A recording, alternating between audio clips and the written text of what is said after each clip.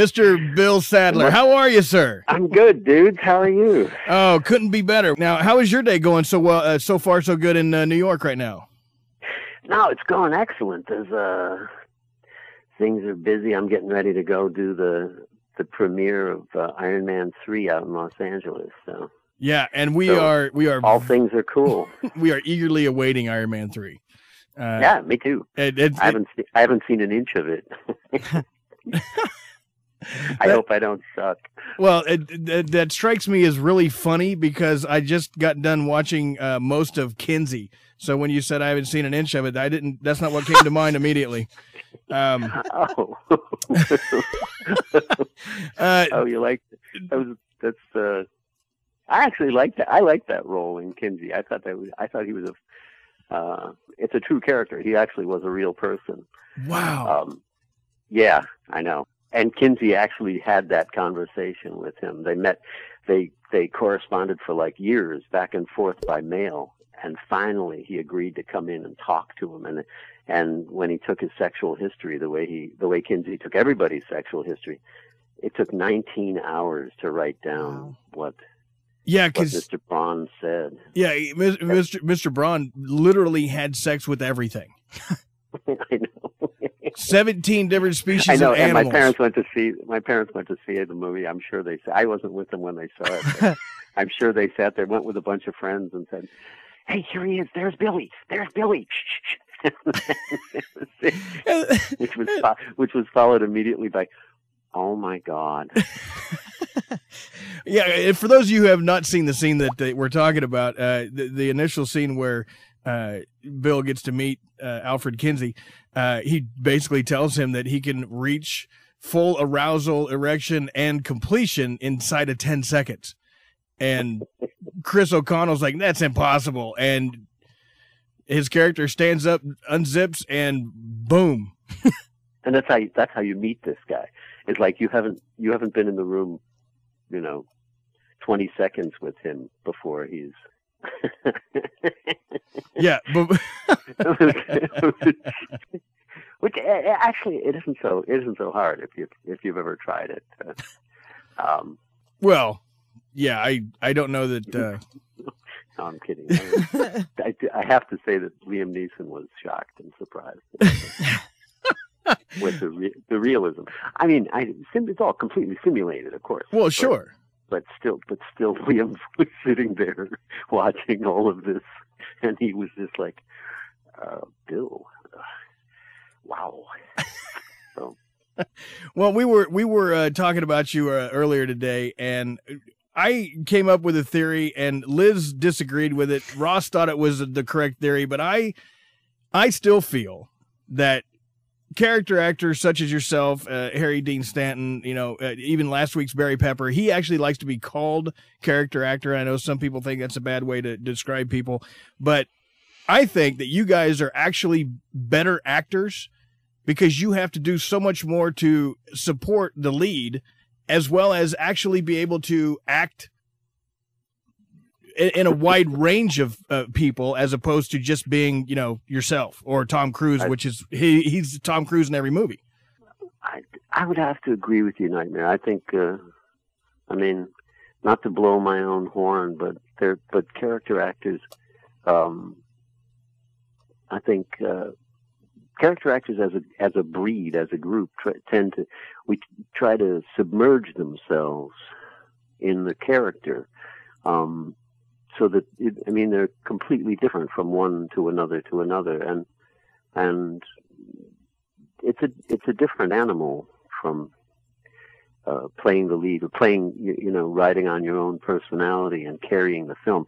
That's not easy either, by the way. I'm not saying what Tom Cruise does is a simple thing, but it's a different thing,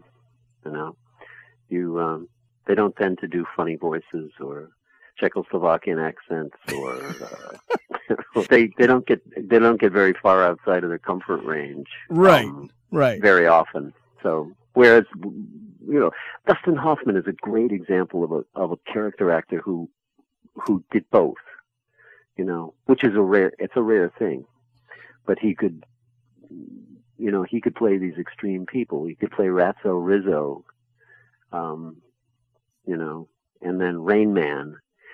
Those are huge, big, strong characters. Tom Hanks in Forrest Gump, huge character that he took on. I think everybody tries to do that, and some people are more successful at it than others. But yeah, that's character actor. I'm proud of character actor. I think everybody tries to be a character actor. I was tweeting about Rio Bravo, this movie that was a great Western starring John Wayne that was on the other day. I know it well. And Walter Brennan, man, stole them. I think he may have been nominated for that. I'm not sure about that. But just absolutely talk about a character actor who he made everybody else in the movie look like they were sleepwalking. Ricky Nelson did. Dean Martin and Ricky Nelson and all these people who aren't really actors. They all looked like they were asleep. Whenever Walter Brennan was on, they just let him go. And he was, well, you can't do that. I'm not going to stand in there. I'll blow somebody's head off. And he was like, I mean, he was so beautiful and so alive. It was like every time he set foot on the screen, the movie just lifted off the page. It was great. I couldn't agree with you more. And that is by far one of the best impersonations I've heard of him ever. Well, thanks, Duke. Well, thanks. I wouldn't have it any other way. I thought you'd come back by now. and that's a great movie. I think it was on AMC, and I watched it at the same time. Just before the Shawshank marathon on AMC. Now, it's been reveled as one of, if not the best movie ever made. You have to be extremely proud of Shawshank and your role in it. I'm very proud of it. I think it's some of the best work that I've ever done. It's the best movie that I've ever been involved in. I've been in some greats and some near greats and and some really wonderfully forgettable. Everything from Hard to Kill to whatever. There's been a lot of stuff that slid under the bridge over the years, but Shawshank, I feel very fortunate that I don't think this film come along that often, and I feel very fortunate that it's one of those happened in my career. So. Well, I am probably one of the many fools that watched all three of those back to back Shawshanks one night this week. I was up till 4:00 in the morning, and it's that good of a movie. I can watch it 3 times in a row and still enjoy it. You couldn't possibly have watched it 3 times in a row. I did. I was up for 6 hours, 6.5 hours with the commercials and whatnot. That I watched all 3 of those back to back. It's a great movie. It's a great film. Though. I do enjoy it, and I watch it from time to time too. I can't help myself. It's fun to go back and think about what was going on the day that we shot this or that, or because we were there in Mansfield, Ohio for like I don't know, something like 12 weeks. Over the summer. Thing took forever to shoot. Well, it definitely shows. And we were talking about that earlier, and Ross had mentioned that there was a lot of stuff that was cut. Oh yeah, no, the stuff was sliced out left and right for television. I mean, all of the cursing, all of the there's a moment in the yard. It's one of the first times that I think it's the first time that Red and Andy meet out in the yard, and Andy introduces himself, and he says, "What?" And Red says, "What are you in for?" And Andy says,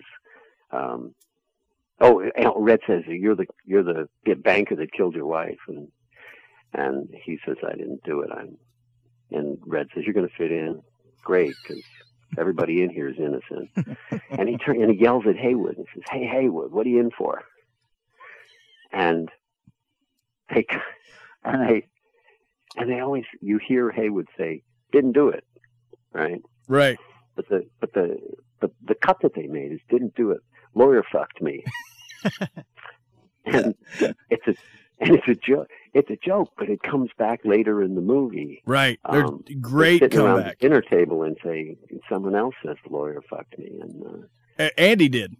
Having watched it 7 times over the weekend, when the callback is when they're sitting around the lunch table there in the prison, and the new kid, the rock and roll guy, showed up and said, "Oh yeah, well, what'd you do?" Because Andy tells him, "Look, you got to find a different line of work because you're a really bad criminal.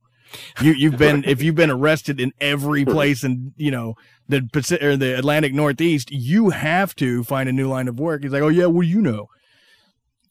Nothing. Everybody in here is innocent. Lawyer fucked me. And then, of course, that broke up the whole table. No, but it's true. I mean, because I think the movie is, they edit them down for television to make a convenient size. It has to fit within a certain length, first of all. So there was more.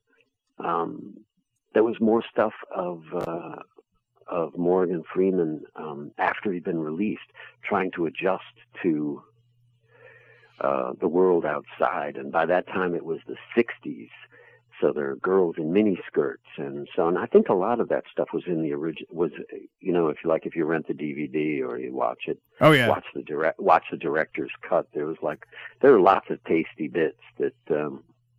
Were not essential to the plot, but they were really nice moments. Where did they find the creepy guy that was actually the murderer? Because when he's telling that story and then he gets to giggling. He's an actor. He's an actor. I don't know where they found him. I've never seen that face. Is that like the most amazing little? Talk about a little character moment. Yeah, no kidding. Well, and that maniacal laugh. Right? Yeah, exactly.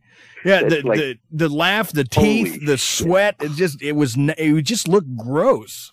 Oh God! Now, was there a lot of that movie that was cut before it made it to the DVD or even the director's cut? Did you film a bunch of stuff that didn't show up? It actually was. It was a little bit longer. I mean, it's a long movie in its full version anyway. But yeah, there were scenes outside the prison that. Like I said, like after Red got released,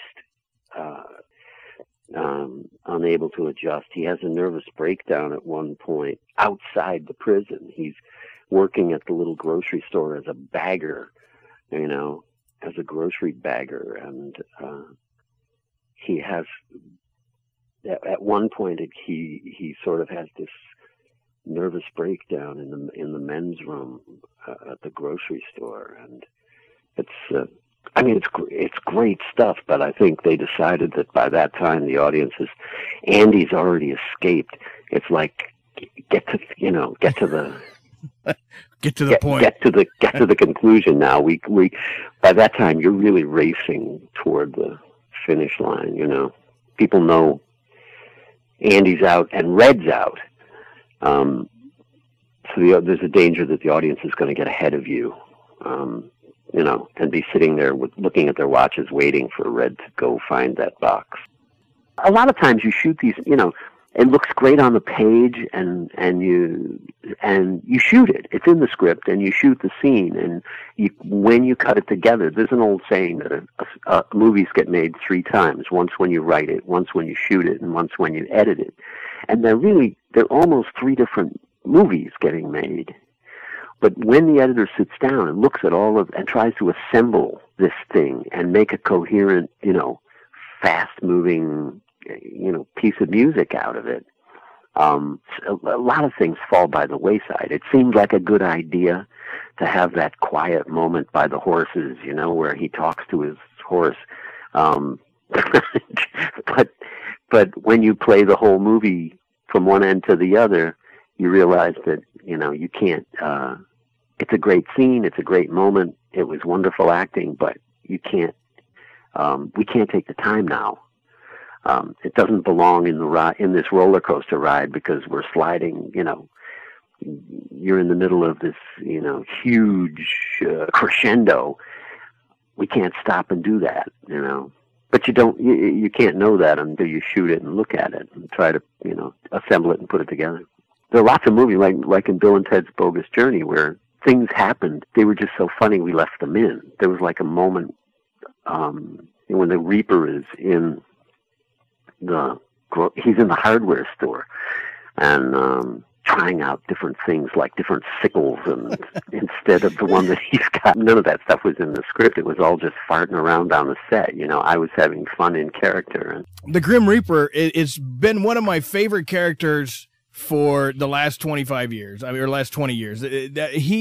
When you came out and you dropped your hood, I was like, oh my God, I know that guy.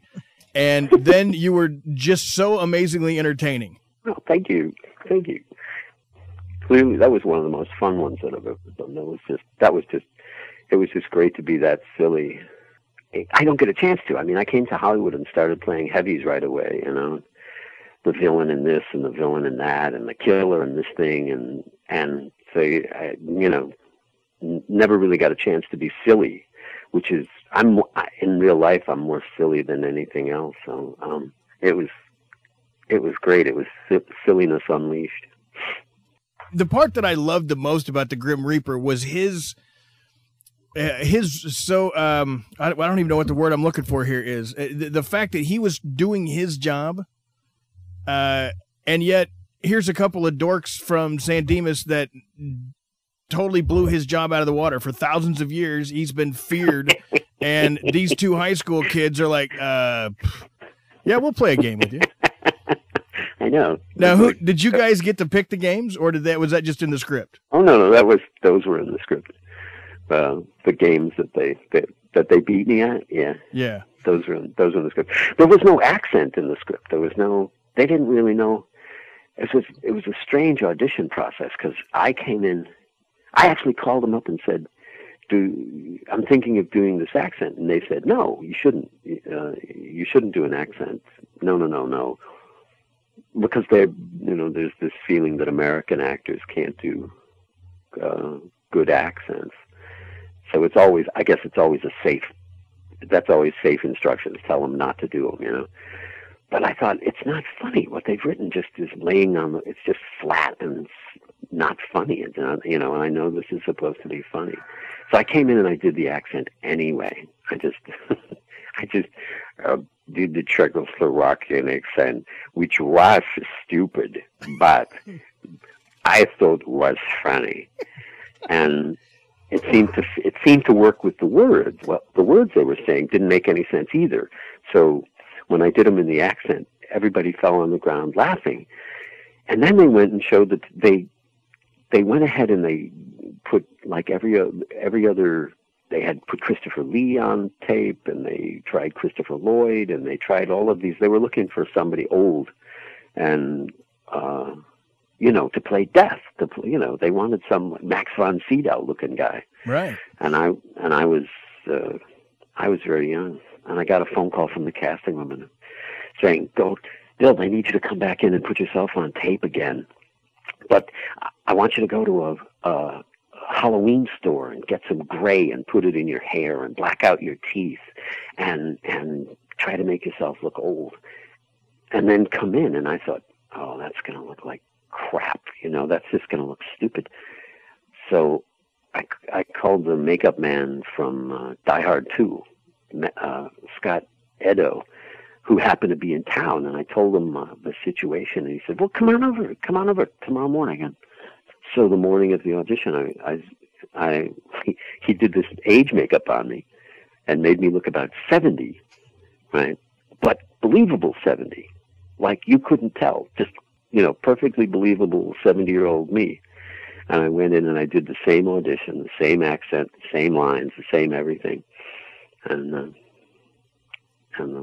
as I was leaving, the casting person said that one of the producers who had objected to how young I was leaned over to her and said, he looks a lot older in person. But anyway, it worked out. They didn't know, you know, they didn't know. They opted for funny, and that was a good thing for me because I had a great time doing it. I thought it'd be funny if the Reaper came up to somebody who was smoking and just in passing just said, "See you real soon," and have the guy go and put the cigarette out, right? I thought that would be a funny moment. And I told the director, and there was no actor. It's not in the script, so they didn't have an actor to play the smokers. So Peter Hewitt, the director, said, "Bring the camera over here and let's shoot it." And he played the smoker. That's the director, Peter Hewitt. Oh, I had no idea. The smoker in that scene. And I walk by and say, "See you real soon," and he puts it out, and so he makes his cameo in the movie. Oh, that's awesome. Hi, Bill. This is Ross here. Thank you for joining us. It's nice to speak to you. Ross, you're not calling from Scotland, are you? Holy Christ, you sound like Billy Connolly. Yeah, well, go eat a haggis for me. We were just talking about Billy Connolly earlier, actually, when we found out that you played banjo at a young age, and Nightmare and I were just discussing how cool it would be to hear you, Billy Connolly, and Steve Martin having a jamming session. Does Connolly play banjo? He started off as a comedian banjo player. There's a great old cartoon of the devil is leading the devil is leading someone into a room full of banjo players, and he says, "Right this way, maestro." All through my high school, I played banjo and told jokes. I did stand-up as Banjo Bill Sadler. So. Now, do you still play the banjo? Yeah. Not as much as I used to. Now I play guitar and mandolin and other things, but yeah, I still play the banjo. We've been playing your music. It's fantastic. Oh, dude, thank you. And you know, it wasn't a big surprise to know that you were a singer after hearing you do that one line in Shawshank from the Hank Williams number. The Lovesick Blues. The Lovesick Blues. We played that right before you came on. So yeah. That was another moment. See, we were filming along. That's not in the script. Frank Darabont called me up and said, explained he wanted to do a shot in the library of me listening to Hank Williams. Could you learn a little bit of this? Because he knew that I sang. Frank's heard me come to, when I do gigs in LA and stuff, he's come to listen. But he asked if I would sing a little bit of that Hank Williams song. So I said, sure. And they got me a tape so I could learn the words. And,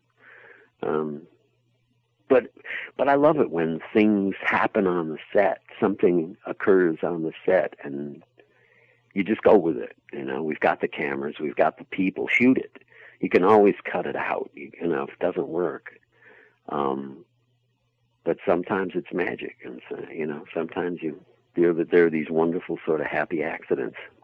Well, and nowadays it's even cheaper when they're shooting digital. You're not even burning through film. Exactly. Well, I think the most expensive stuff are the caterer and the actors and the crew and all the rest of it. The film costs nothing these days. Now, and if I can jump back to Bogus Journey for a second, Bill, and remembering the Twister scene, we were playing Twister. That looked really uncomfortable. Was it really that bad as it looked? Was it as uncomfortable as it looked? It was pretty uncomfortable. Yeah. Well, I mean, I was a little younger, so I was a little more flexible then. But yeah, that was fairly uncomfortable. Trying to get my foot out, you mean? Yeah. Yeah, because I was like, is that really his leg? Is that someone else? It's really his leg. No, that was really my leg. That was my leg, Ross. Totally. You can ask Alex. Well, funnily enough, we were chatting to Alex yesterday, and I think he's going to come on. Alex Winter, who played. Oh, beautiful. Bill. Okay, so, and I think something else. Talking about a Bill and Ted 3. I spoke to him about it, and he said the biggest issue is they have to find a reason to talk to these to see Bill and Ted this many years later. this many years down the road, what are they doing that's, that would make a fun film if we're going to revisit them 25 years, after those movies. But it was fun to hear that they're both on board for it. That's great news. If it happens, we really hope it does happen. And I would like to know as well what it was like working with the late, great George Carlin, who played Rufus. I'll tell you what, George Carlin was one of the sweetest guys I've ever worked with. He was, we got to spend a fair amount of time backstage, between takes and between, hanging out in the trailers waiting for our turn to shoot. And he was so gracious, and so he was already, he's a well-established comedian by that point. I knew who he was from The Tonight Show and all, Johnny Carson and so on. But he was really lovely to me, and I played him tapes of my songs. They were cassettes back then. And I gave him a copy. It was funny, all this, and then about 15 years later, we sort of lost track of each other. And about, I don't know, maybe 4 years before he died, I got a phone call one morning from George Carlin asking me if I could send him another cassette of those songs that he'd worn it out.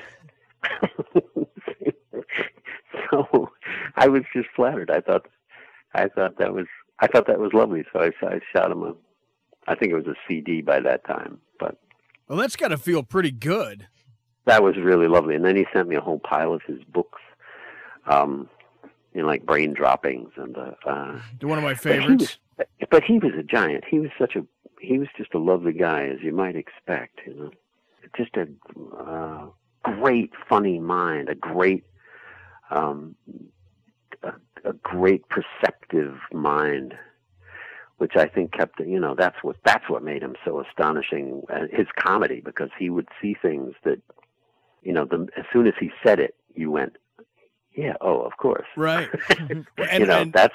That's true. Now, this wasn't the first time that you played the Grim Reaper, or the last time that you played the Grim Reaper. In the variety show, almost identical wardrobe and makeup and accent, you played Death on right. Assorted Nuts. That was the very first time, and it was called Assaulted Nuts. Oh, it was Assaulted Nuts. We shot in, it was called Assaulted Nuts, and it was a comedy sketch show that I did back in the 80s, I think, or somewhere in there. I forget. Technically, you played the Grim Reaper again in the Crypt. Tales from the Crypt. Tales from the Crypt. Well, that they talked me into. I didn't want to, but but they had written this little piece. It's just for the intro, I think. The intro and the end of the Bordello of Blood, right? Yeah. That's right, exactly. So did you ask them if you could do the accent again? I do the accent at the drop of a hat. I'll do it at parties. I'll tell you a secret. This is a secret that nobody knows, that I stole that accent from another actor named Jan Triskin, who's Czechoslovakian. And if he's listening, Jan, I owe you royalties for the last 30 years of my career. I did a play with him, and that's just how he spoke. Everything he said was like this. So it was Czechoslovakian, and I stole it completely. Well, I think those royalties are definitely a wash, because Steve Carell owes you money for Despicable Me, because he sounds just like the Grim Reaper when he's playing that guy. Oh, well, I didn't see Despicable Me, so I'll have to. Oh, it's his name is Gru. What goes around comes around. Yeah, in the movie, Steve Carell plays a character named Gru, and I'm like, oh my! I was watching all this, fun stuff that you were doing, and I'm like, oh my God, that is Steve Carell's voice. Nice. He literally stole your voice. I would go over to Steve's house right now and punch him if I were you. Damn you, Steve Carell. I have a question from a listener in Connecticut, Philip Russo, who has a question regarding your role in the Pacific. Now, I don't know if you know this, Bill, but we actually interviewed almost the entire cast of Band of Brothers about 2 years ago on the show. Did you? Over the period of 18 months, we had everybody on the show from even Captain Dale Dye. Do you know Dale? Of course. Yeah. Dale and I go way back now. Well, for those of you who have not seen the Pacific, Bill plays Chesty Puller, the most decorated, fearsome, and the epitome of the modern Marine. Was based on Chesty Puller, and my God, the list of accolades is as long as my arm that Chesty got, and you did such a fantastic job, not only with the Virginia accent, but with the absolute look and feel of being Chesty Puller. It was shocking. Wow. Well, thank you. I think we all felt a tremendous sense of responsibility to get that story right. When you're playing historic figures like that in a, my dad fought in the Philippine Islands. My uncle was on Guadalcanal. My Uncle Jack knew Chesty Puller, and I just kept. I think all of us in the Pacific had the same feeling. It was like, you got to get this right, because these guys are, they're passing away here by the hundreds every day. They're soon, these are some of the bravest people that this country's ever produced, and this is their story. This is their shining moment. You don't have to embellish it, and you don't have to shine it up. You have to tell the story truthfully and honestly, and let the world see what they did. And I think that's what we managed to accomplish. I hope that's what we managed to accomplish. But I know I felt a tremendous responsibility to get Chesty correct, to get it right. Because I knew people would. I wouldn't be able to walk down the street in America without Marines coming up to me and saying, "There he is, get him." Chesty was like, I had Marines coming up to me during the shoot saying, "Oh, you're playing Chesty? Well, you better not fuck this up." So there was a fair amount of, but like I said, it was a great story, an amazing story of sacrifice and courage and all the rest of it. And I just thought, I wanted my dad I wanted Marines to be able to watch it and say, that's what it was like. That's what it was like. Yeah. In the course of doing all the Band of Brothers interviews, I got to talking with the rest of my family, and my grandfather served in the Pacific during World War II in the Army. He was a recon car driver in the headquarters company under MacArthur. And he was, we found out that there was 3 different types of veterans that came out of World War II. One that could talk about everything that they saw and the experiences that they had. 2, the person who could not talk about any of it, and 3, the person who crawled into a bottle or some other form of release and still couldn't talk about it.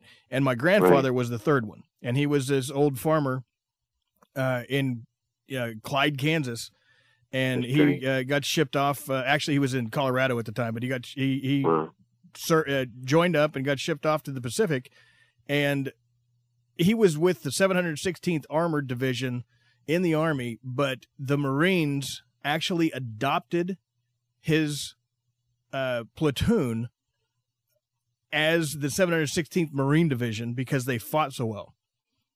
Damn. And the only story that my mother ever got out of him was there was 2 things. 1, he would never play cribbage again.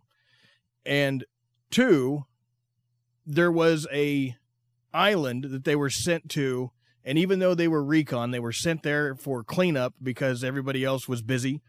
And they sent in his platoon, to clean up this island and pick up any stragglers and interrogate them if they could, or bring them back to interrogation. And they landed on this island with this one platoon, and the information was so wrong that nobody had been there, and they walked into a buzzsaw, and him and three other guys got out alive out of a whole platoon. Shit. Yeah, and I wish I could have been able to talk to him about it, but you know, he was the old school farmer guy. I mean, he could drive down the road at 60 miles an hour and pull a half gallon of booze from behind the seat of his pickup, make a drink, and put it back without ever leaving his lane. And you know, in a pickup, you got to pull that release lever to get the seat to tilt forward to get enough room behind it to get the bottle out. Well, that was him. My dad couldn't talk about it for the longest time. He came home and kept his mouth shut. He didn't talk about it for the first, 15 years that I knew him. I mean, he would mention that he was in the islands, that he'd had a boat shot out from underneath him, but nobody knew the rest of the stories. And finally, when he was up in his 70s, I guess when he hit 60, he started getting together with the other guys in his outfit, the remaining guys, and there weren't an awful lot of them left, but they started talking to each other about it and comparing notes. And I think that was a really helpful thing for them, because even on my dad's deathbed, when at the very, very end, when he was 87, I'm sorry, 82, he said he was having nightmares every night, seeing the Japanese kids that he had killed, 16, 17-year-old kids, and wondering if they would ever forgive him for what he'd had to do. But the guys who came back from that war couldn't go to a shrink. Yeah.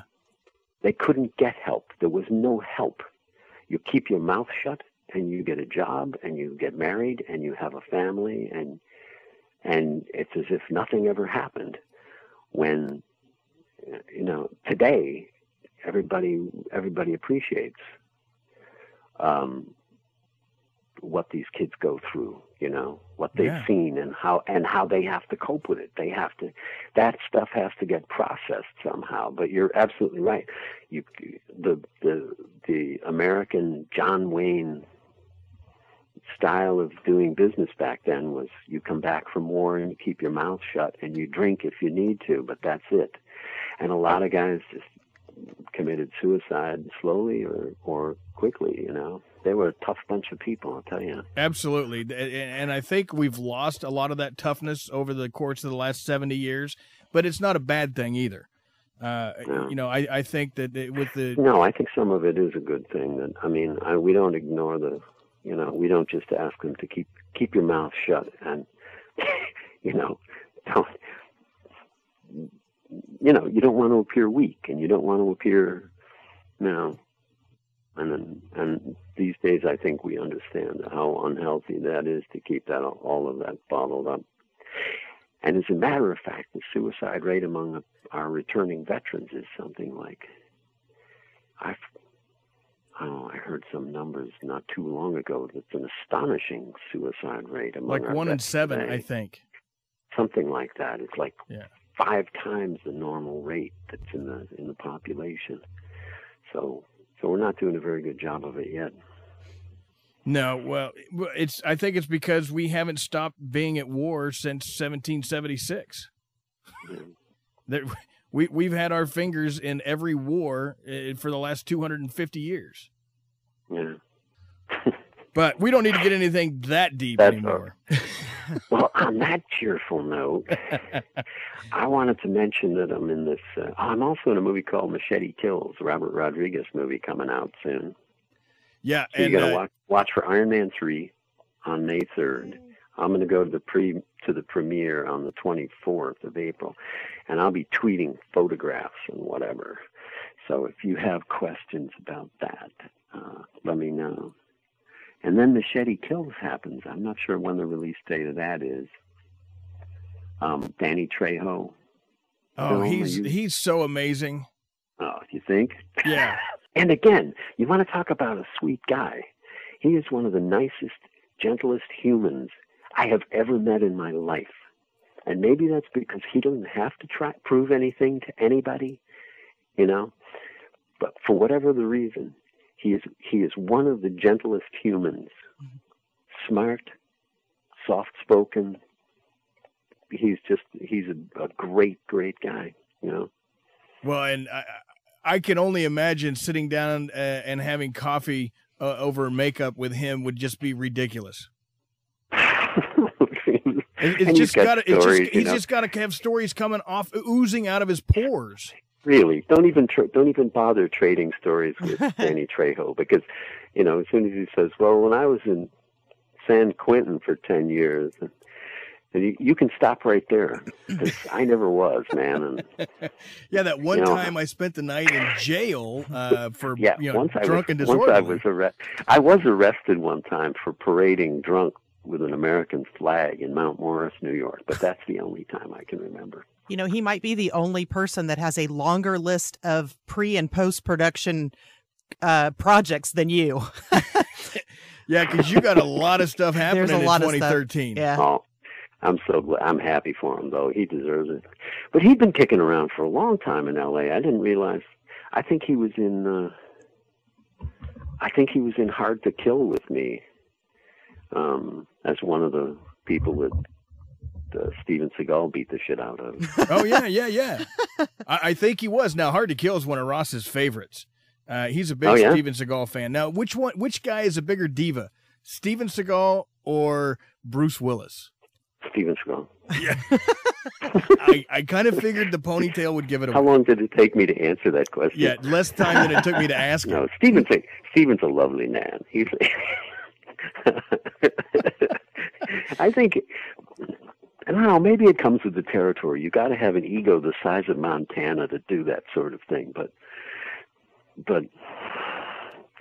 I don't know. I think Bruce is a close second. Steven used to show up with he would pull into a restaurant in one car, and the car behind him or the car ahead of him would be full of bodyguards, and they'd go through with little walkie-talkies and sweep the place for bombs and stuff, and then post themselves around the restaurant, and then he'd go in and eat. And it was all nonsense.